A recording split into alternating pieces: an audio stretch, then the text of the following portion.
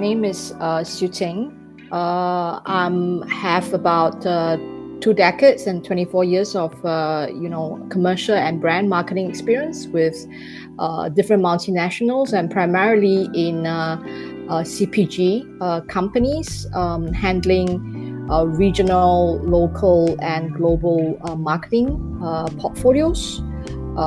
With companies like Unilever, Mars, Diageo, and currently with HP Inc., which essentially is a tech company in essence. To give a bit of an introduction of myself, I'm actually a Singaporean and ethnically Chinese, and live and bred out from Singapore. And I've actually in my career, primarily doing marketing and also lived in countries in Asia Pacific, and also spent some time of my career in a country that I'm actually very fascinated about, which is China. Essentially, I started my career as a management trainee with Unilever about 24 years ago, when I was just freshly graduated out from NTU itself. That was the foundation of my marketing and commercial experience and pure brand management experience. Then I moved on after a good 5 years, having absorbed all the learnings to Mars.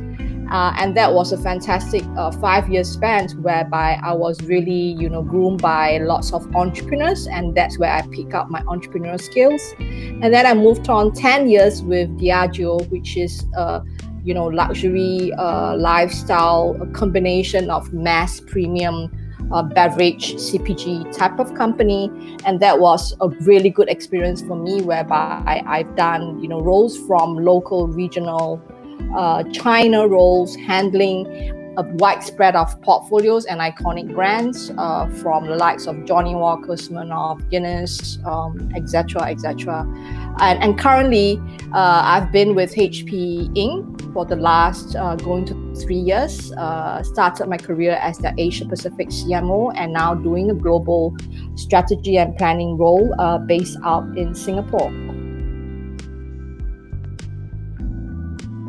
Definitely, this pandemic is extraordinary, and it's impacted the way how companies are actually marketing brands and also about brand management in itself. And I can talk on and on about it for a really long time, but I would literally crystallize that into 3 or 4 key points on how brand marketing and marketing needs to really shift according to how this whole pandemic has impacted the overall external, social, and economic standpoint, but also human behaviors.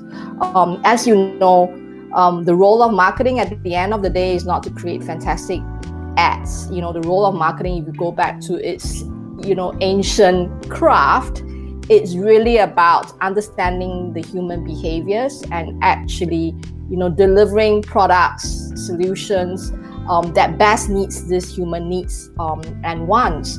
As a result of this pandemic, with fundamental key shifts that is actually taking place, that's impacting each and every one of us on a personal level, from the fact that we now have to work from home. We have to deal with family issues. We have to deal with professional challenges. The entire family is cocooning within one confined space. It is actually shifting, drastically on how customers are evaluating products from different categories, what is of need and what is of luxury for them in essence.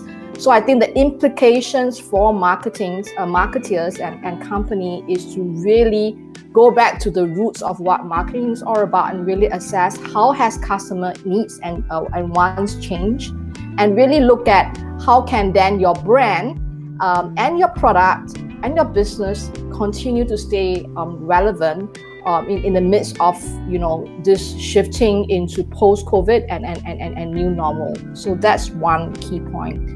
The second point that I will really talk about is because of lockdowns and all these things, digital transformation becomes really critical. We talk a lot about digital transformation, but you could literally say that digital transformation that takes place that originally takes place in 5 years actually just escalated within the past few months.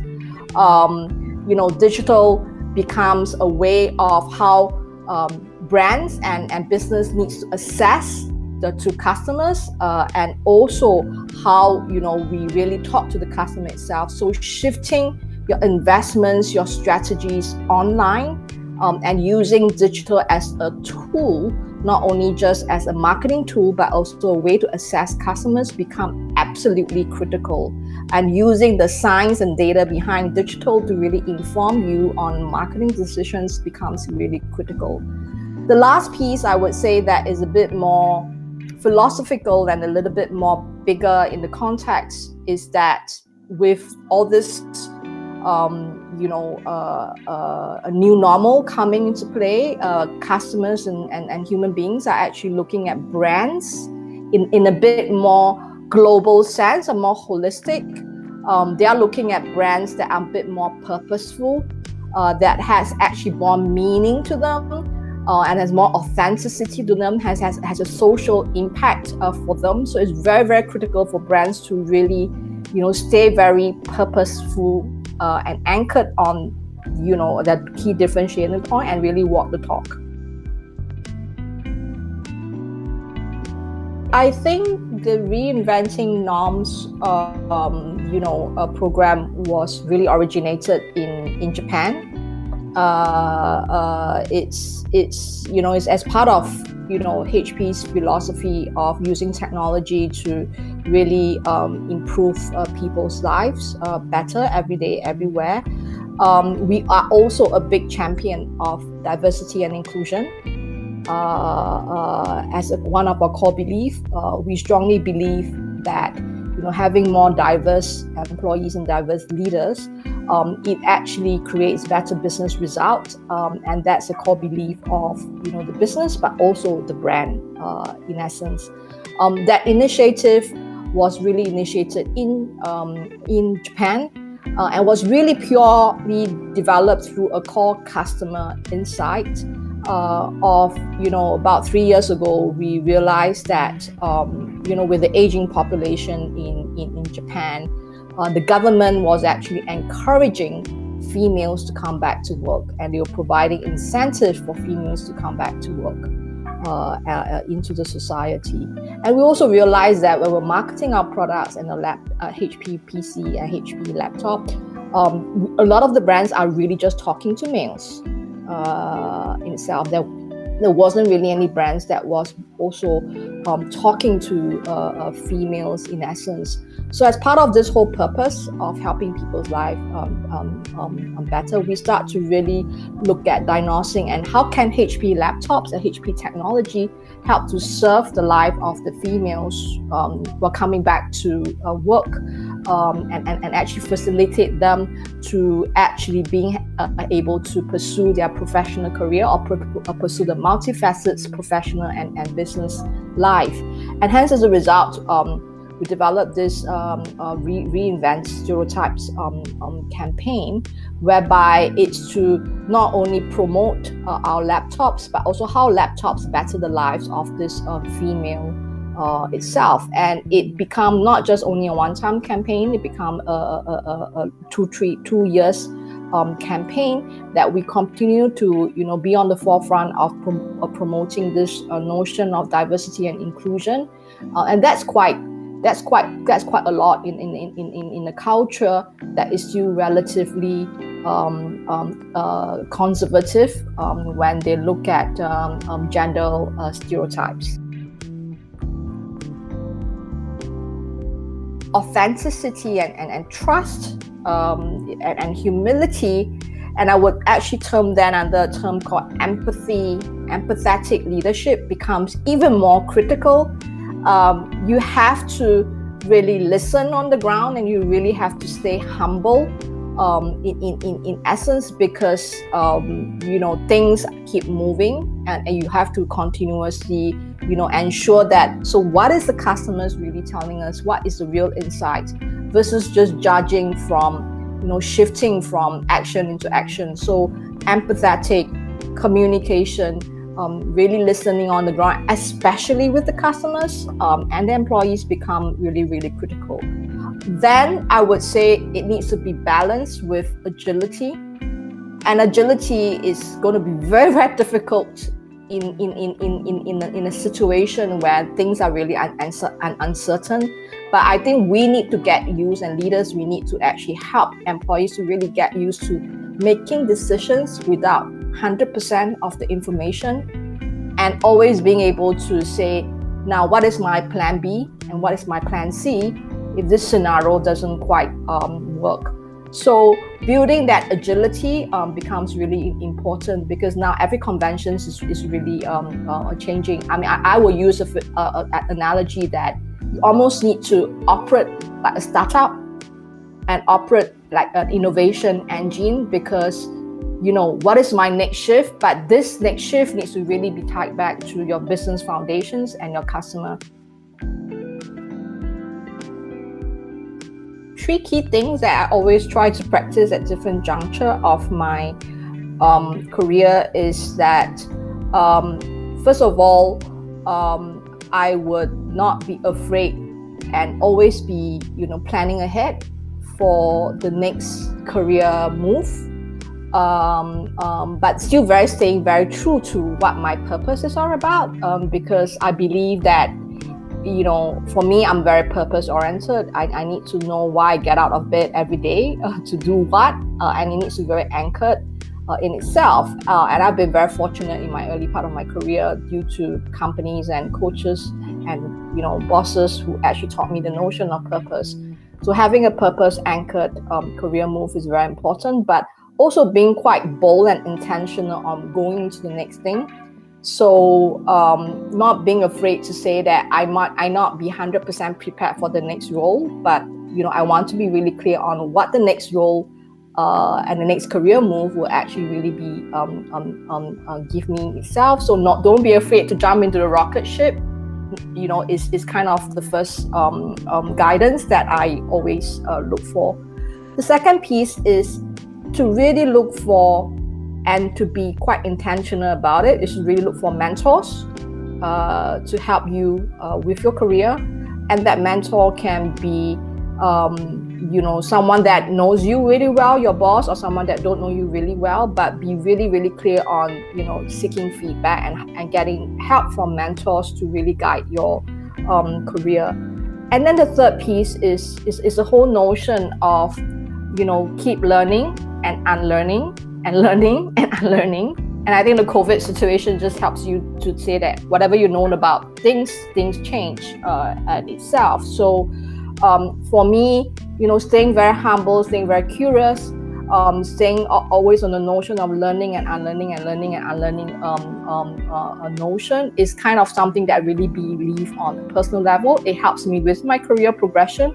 It helps me with my leadership style, and also helps me with the kind of culture that I build in teams. So those are my 3 career tips. I would literally say my style of leadership is really anchored on purpose, in essence, and connecting the purpose of the brand to the individuals, because a lot of people get out of bed more on the why, and also seeing how leaders act, versus, it's about winning the heart versus the rational aspect of it. Second, I talk a little bit about, the culture of, I know it all versus I keep learning. And then the last piece is what I'm learning on a daily basis, which is the whole notion of empathy plus agility. So almost like you have the art and the science of leadership coming into play in a very specific way. Actually being a woman myself, that there has been unique experiences that has been given to me because I'm a female in essence. Or I think that will really boils down to 2 points. The first point is, I used to have a notion that you can't show emotions in the corporate world. You have to wear the pants. You can't be authentic and you can't be vulnerable. And I've been taught through, a few years ago with great bosses and great leaders, and that it's okay to be vulnerable, and it's okay to be authentic, and you don't have to, create a facade between the corporate look versus your personal life. And it's actually very, very important to be intentional about showing who you are and who you am, and also what your voice is. So that's one. And the second one is linked to this point, is that it is very important for females to, advocate and be their own voice, and promote their own voice. And I think the nature of females is that sometimes we have our own internal voice that, sometimes, self-compensate on things, that we don't spend enough time on promoting who we are, be our own advocate of ourselves. It's very, very important that you develop your own voice and you advocate your own voice, and you let people know and be intentional about your own voice. And going back to my own point, it's okay to be vulnerable, and it's okay not to be okay. And actually, people will connect even better with you, because you demonstrated that you are actually a human being.